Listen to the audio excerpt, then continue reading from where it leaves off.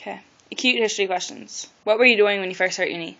I was playing soccer and I got side tackled from the outside. Okay. What position was your body in? Were you laying down, or are you standing up, or? I was standing up. Okay. Did your knee collapse right after? Yes. Okay. So you fell down? Yes. Did you hear a noise? No. Okay. Right after it got hurt, could you move your knee? No. Did the swelling, did it occur right after? Did it get really big? Yes. Where does it hurt right now? Mostly on the inside. Okay. And have you ever heard this before? No. Okay, thank you. Now, okay, chronic history questions. What is your major complaint? The inside of my knee hurts really bad. Okay. When did you first notice this pain? About 2 months ago. Okay.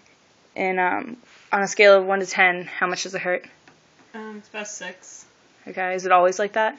It gets worse after practice or games. Okay. And is there swelling? When is it reoccurrent? Does it come? It just comes after practice or games. Okay. Do you get grinding or grating sensations? Yes. Okay.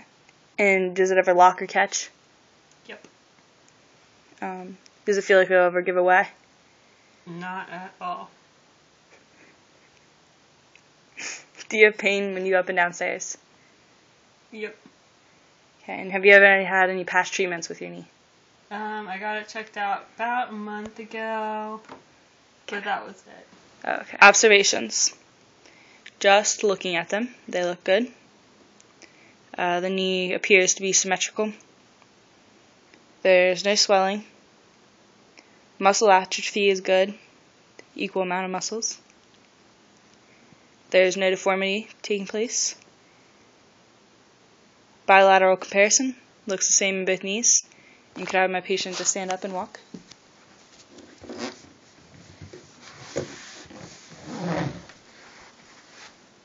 Walk towards me. Okay, gait pattern's good. Okay, palpations. This is the joint line. This is tibial, medial, and lateral condyles. These are femoral, medial, and lateral epicondyles. Those are the femoral, medial, and lateral epicondyles. Here's our patella, inferior patella tendon, superior patella tendon. Our tibial tuberosity, tibial plateau.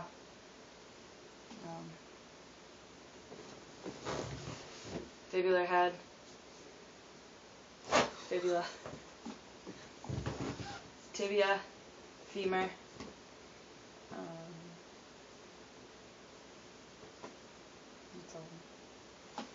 MCL, her LCL is out here. Medial meniscus, lateral meniscus.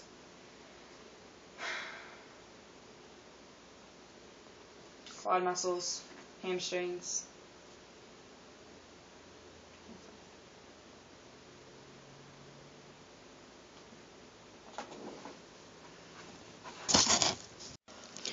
The valgus stress test is assessing the MCL. Position your patient supine. Place one hand on the lateral joint line and the other hand on the distal end of the tibia and fibula. Push with the lateral joint line and pull with the other. You can do this extended or slightly bent. The positive signs would be the lower leg swings towards you and it widens, and the medial joint line will open and it feels fleshy and mushy there.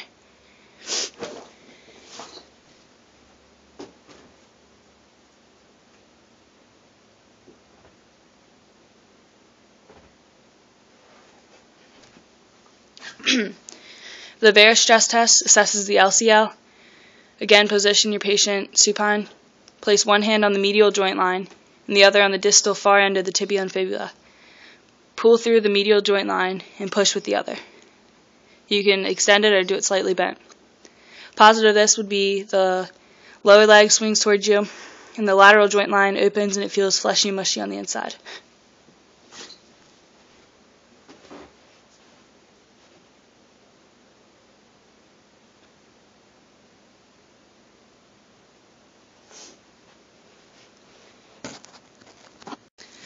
The McMurray's test is testing the meniscus. Position your patient supine. You put one hand over the joint line and the other hand on the bottom of the foot. Internally rotate the bottom of the foot and hyperflex knee and twist at the same time. And then you externally rotate the bottom of the foot and hyperflex the knee and twist. The positive result of this would be pain, locking, catching, and crepitus.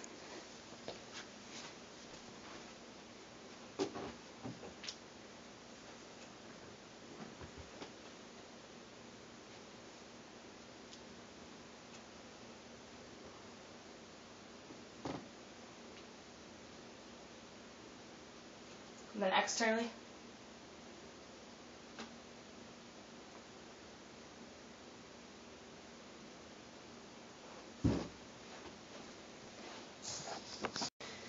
Lachman's stress test assesses the ACL. Position supine. You place one hand on the distal femur and the other hand around the tibia plateau. Pull straight up on the tibial plateau and keep the steady support on the femur. Positive of this will be the tibia rises and becomes very prominent. And negative, you'll feel an end feel, an abrupt stop.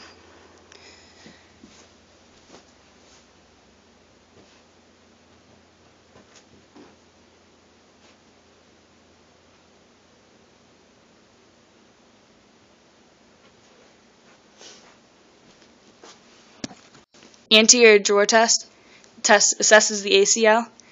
Position your patient supine. Bend your knee with the foot flat on the surface.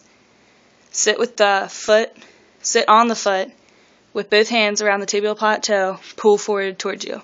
Positive of this would be the tibia comes forward and it's mushy. The negative is an end feel. It kind of clicks. Abrupt stopped.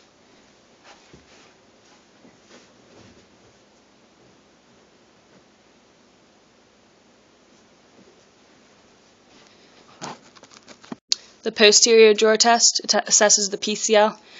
Position your patient supine with the knee bent and the foot flat on the surface.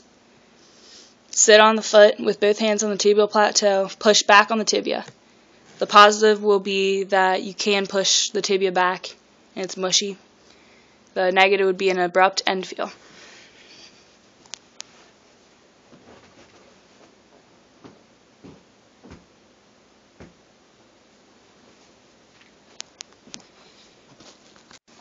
Apley's compression test is testing the meniscus. Position the patient prone, which is belly side down. Bend the affected side to a 90-degree angle. Place one hand on the bottom of the foot and the other hand around the ankle. Push down on the tibia and twist it. A positive for this would be pain, locking or catching, and crepitus.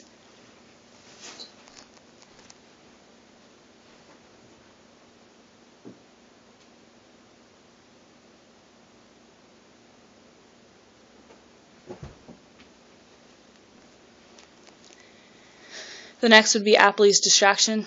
It's also testing the meniscus. Position prone. Bend the knee at a 90-degree angle.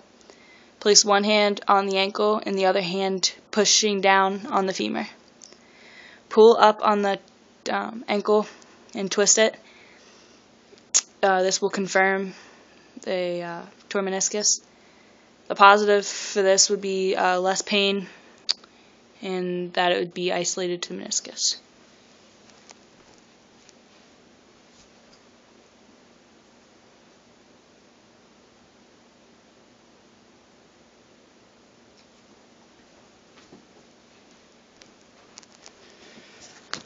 The patella apprehension test. It's going to test the patella subluxation. Put both hands on around the patella. Have your patient supine. Move patella medial and laterally.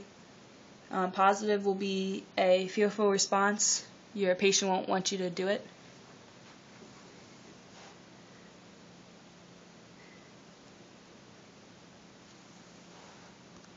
The patella grind and compression test.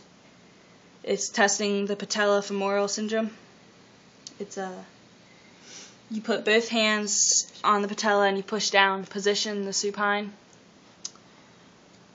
and you want to rock the patella back and forth and up and down. The positive will be crepitus.